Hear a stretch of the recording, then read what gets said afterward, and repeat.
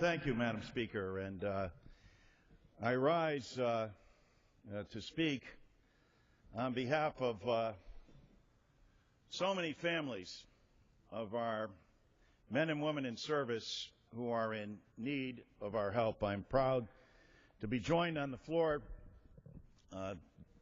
this afternoon by my dear friend and colleague, Walter Jones. And I think, Madam Speaker, what we have here is just simply, as a line from Cool Hand Luke, is a failure to communicate. And these things can happen. But I know that there are honorable people on both sides who are in agreement with the plight of what happens to the Kenyon family that I have pictured here.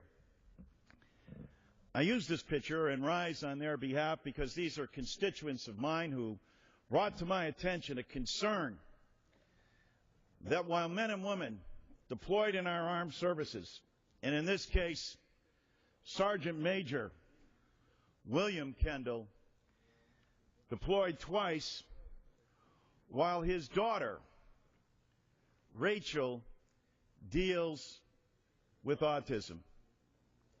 Autism is near epidemic in this country.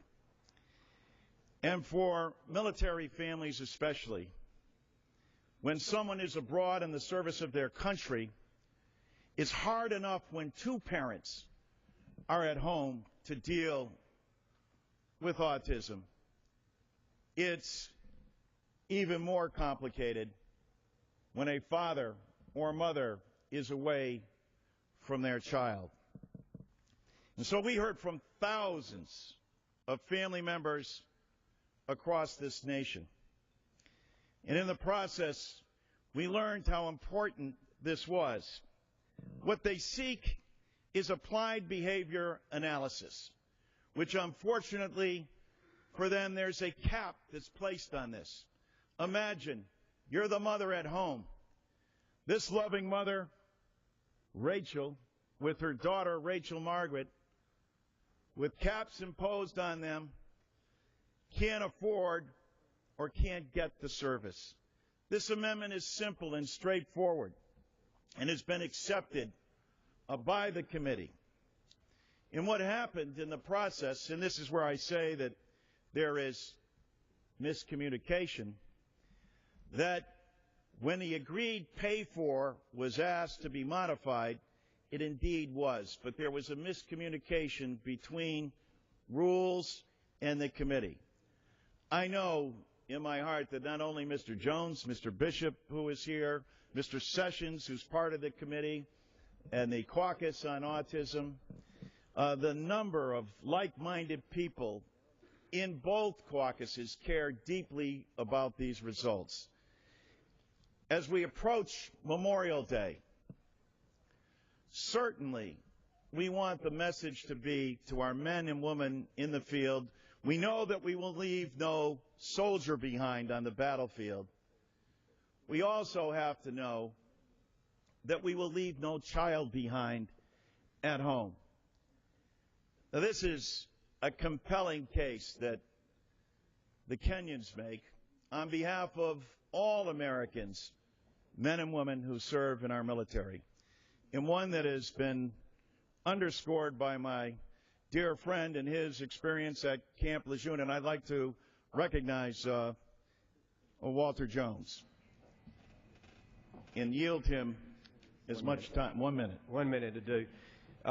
Thank the gentleman from Connecticut, and I want to say to both parties, he is exactly right. I have Camp Lejeune Marine Base in my district. The last 4 years, I've met with 2 different times with Marine husbands and wives and the autism children. It is a serious problem. And as Mr. Larson has said, this was fixed.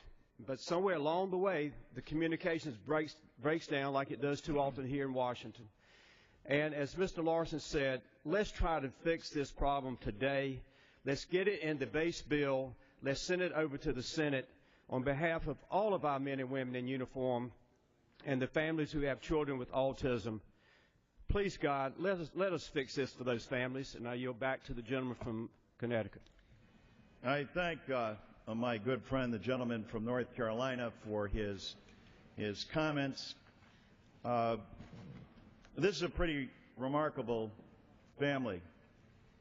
And about a month ago, I was in New York City on the Intrepid, where we heard from several military families in general, that are dealing with the issue of autism.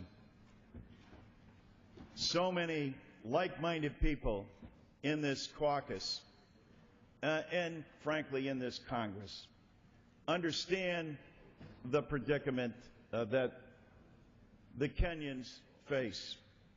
Imagine Sergeant Major Kenyon having done 2 tours of duty in Afghanistan.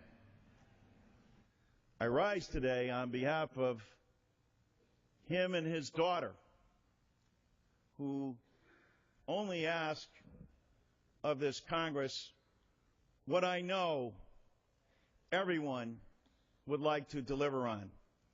We can't let a miscommunication stand between their getting the relief that they and so many American families need. I would hope, and I'm told through our process, that because, as the resolution was read, that because Chairman McKinnon has en bloc capability, that we are able to work out something and have this amendment as it was intended, as it was agreed to in the process, and as the corrections were made that were asked of the majority, so that it could be made in order and placed en bloc, that this may occur for this family and the thousands others that are like them.